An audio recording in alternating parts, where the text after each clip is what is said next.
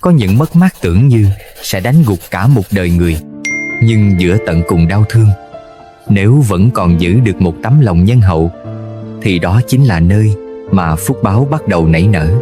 Câu chuyện hôm nay không chỉ là về sự ra đi của một đứa trẻ, mà là lời nhắc nhở đầy cảm động về nhân quả, về sự lựa chọn giữa giận dữ và bao dung. Và rồi, trời cao chẳng bao giờ làm ngơ trước một trái tim biết nghĩ cho người khác. Vợ ấy, ông Mã Tuấn đã qua tuổi tứ tuần mới có được một đứa con trai. Cậu bé là kết tinh của khát vọng, của bao năm mong mỏi, một mầm sống nhỏ nhoi nhưng trở thành cả bầu trời hạnh phúc cho gia đình ấy. Thế nhưng số mệnh như một cơn gió dữ, chỉ trong chớp mắt, người hầu gái lỡ tay đánh rơi cậu bé. Cái đầu non nớt đập mạnh xuống nền gạch. Máu không nhiều, nhưng hơi thở đã ngừng. Cái chết đến nhẹ như một tiếng thở dài, nhưng kéo theo đó là cả một vực sâu đau đớn không đáy. Người hầu quỳ rạp dưới chân ông chủ, không dám ngước nhìn. Cô biết mình đã phạm vào điều không thể chuộc lại. Trong ánh mắt hoảng loạn của cô gái ấy, Mã Tuấn không thấy sự độc ác, chỉ thấy một đứa trẻ khác cũng đang run rẩy. Ông đứng lặng, rồi không một lời trách mắng, chỉ khẽ nói: "Con hãy rời khỏi đây, chuyện còn lại để ta lo." Ông bước về phía vợ, chậm rãi nói rằng chính mình đã sơ ý để con ngã.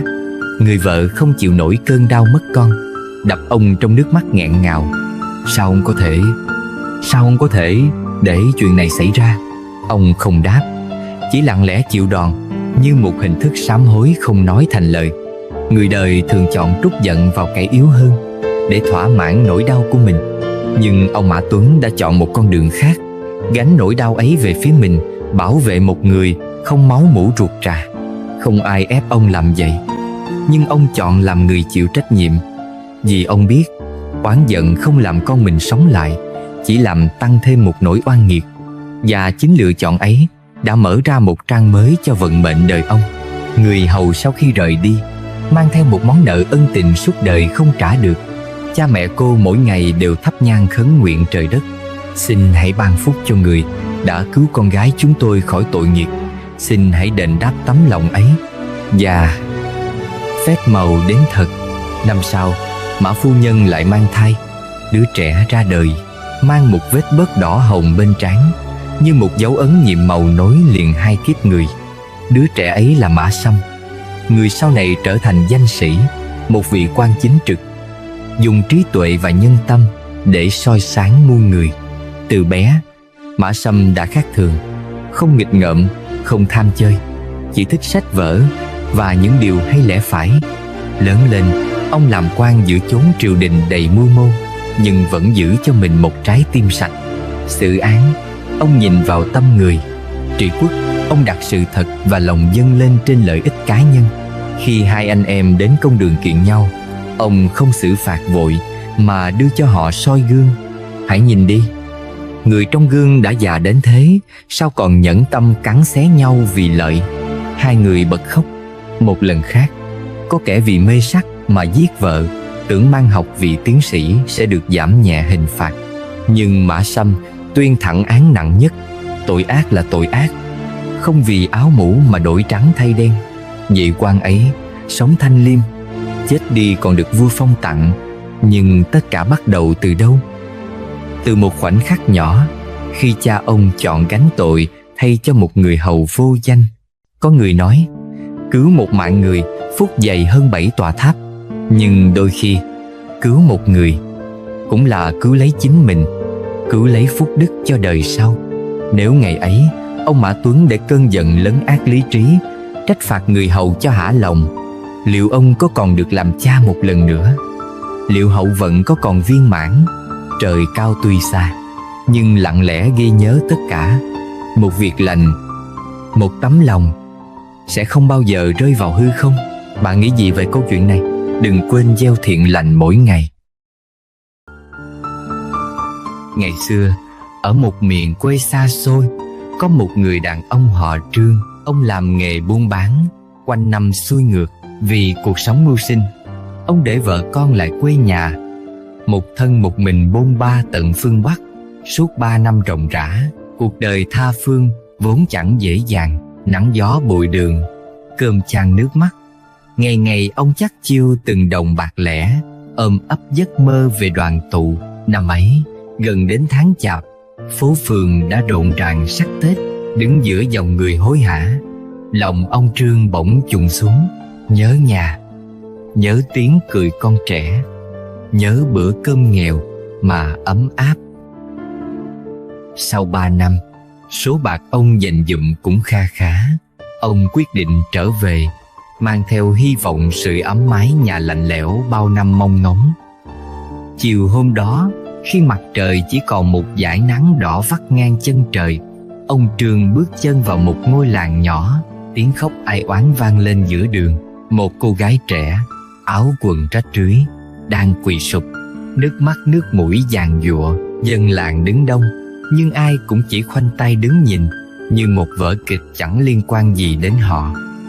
Ông Trương động lòng, tiến lại hỏi: "Cô nương, có chuyện gì đau lòng vậy?" Cô gái ngẩng lên, đôi mắt đỏ hoe: "Cha tôi mất rồi, mẹ bệnh nặng, trong nhà chẳng còn nổi một đồng để ma chay, thuốc thang, xin cứu lấy gia đình tôi." Nhìn ánh mắt tuyệt vọng của cô gái, ông Trương như thấy lòng mình thắt lại. Không suy tính, ông rút ra 30 lượng bạc, 1/3 số tài sản của mình, trao tận tay cô gái. Một bàn tay đưa ra lúc ngặt nghèo chính là một ân nghĩa suốt đời. Đi tiếp mấy ngày đường, bụng đói cồn cào, ông ghé vào một quán ăn ven đường. Vừa bưng bát cơm lên thì một cô gái khác, chừng 17-18 tuổi, đầu tóc bù xù, khuôn mặt lấm lem nước mắt, lao thẳng vào quán, bám chặt lấy chân ông. Phía sau, một mụ đàn bà hung dữ vung roi đuổi theo, vừa đánh vừa chửi mắng. Ông Trương gạt bát cơm xuống, nghiêm giọng hỏi: "Cô gái này là gì của bà?" Mụ đàn bà gầm gừ: "Nó là con gái tôi muốn đánh thì đánh, chẳng ai xen vào được." Cô gái nức nở: "Không, cháu bị lừa bán vào kỹ viện, cháu có cha mẹ đàng hoàng, đại thúc xin cứu cháu." Nghe vậy, ông Trương lạnh toát sống lưng, trầm ngâm giây lát, rồi ông hỏi giá chuộc. Mụ đàn bà nhếch mép: 50 lượng bạc. Trả đủ thì đem đi.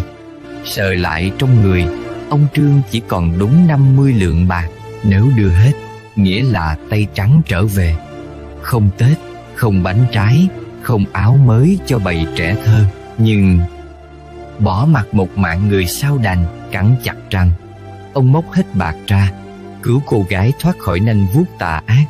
Có những lúc chính bản thân ta phải lựa chọn giữ bạc hay giữ lương tâm. Ngày 23 tháng Chạp, ông Trương lê bước về đến cổng nhà.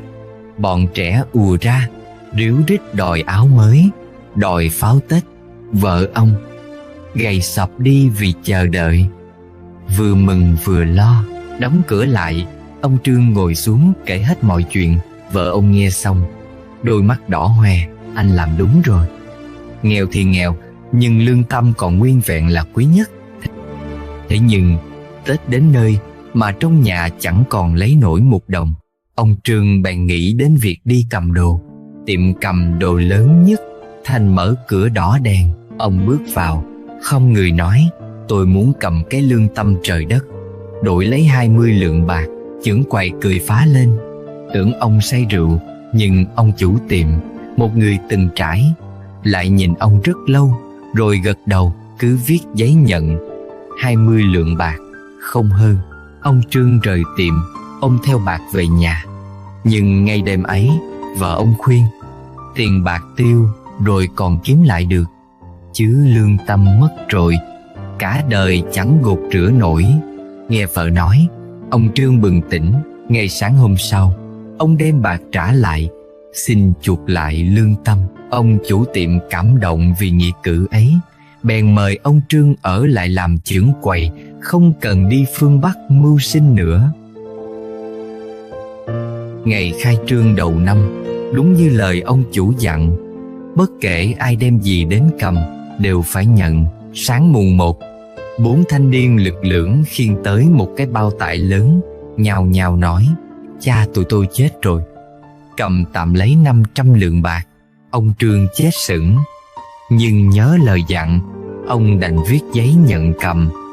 Kể từ hôm ấy, trong kho tiệm cầm đồ có một cái xác lặng lẽ nằm, ngày trông, đêm canh, mùi tử khí âm thầm lan tỏa. Đến khi ông chủ tiệm trở về hay chuyện, ông nổi giận. Cầm gì thì cầm, ai lại cầm xác người? Ông Trương bị thôi việc, mang luôn cái xác ấy về nhà. Một đêm nọ, vợ ông vì quá sợ hãi, lấy gấp lọ chọc vào bao tải. Một luồng ánh sáng vàng rực lóe lên. Bên trong không phải xác người, mà là một pho tượng vàng nguyên khối, khắc 4 chữ lớn: Thiên Địa Lương Tâm. Ông Trương vội vàng đem trả lại tiệm cầm đồ, nhưng ông chủ từ chối. Thứ này là phần thưởng trời đất dành cho anh, không ai cướp đi được. Từ đó, gia đình ông Trương ngày một ăn nên làm ra, sống cuộc đời no đủ, an lạc. Bạn thân mến, giữa một thế gian đổi thay vùng vụt, giữa bao nhiêu mưu toan và lừa lọc, chỉ có lương tâm là kim chỉ nam vĩnh viễn cho mỗi đời người. Ông Trương đã từng cạn bạc, cạn sức, nhưng chưa từng cạn thiện lương. Chính nhờ giữ trọn một chữ tâm mà ông đổi được cả một vận mệnh rực rỡ về sau. Trong nhân quả Phật Pháp, việc thiện hay ác gieo xuống đều kết trái đầy đủ. Không cần vội vã, không cần tranh giành, cứ lặng lẽ mà làm việc thiện, thời gian sẽ tự trả công. Có bạc ngàn không mua nổi phúc bình an, có nhà cao cửa rộng không mua được một giấc ngủ yên lòng.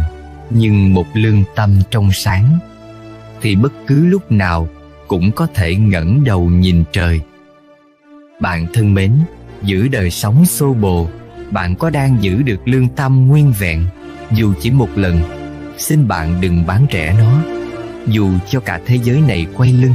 Bởi như ông Trương đã chứng minh, bạc tiền mất đi có thể kiếm lại, nhưng lương tâm một khi đánh mất thì cả đời u tối.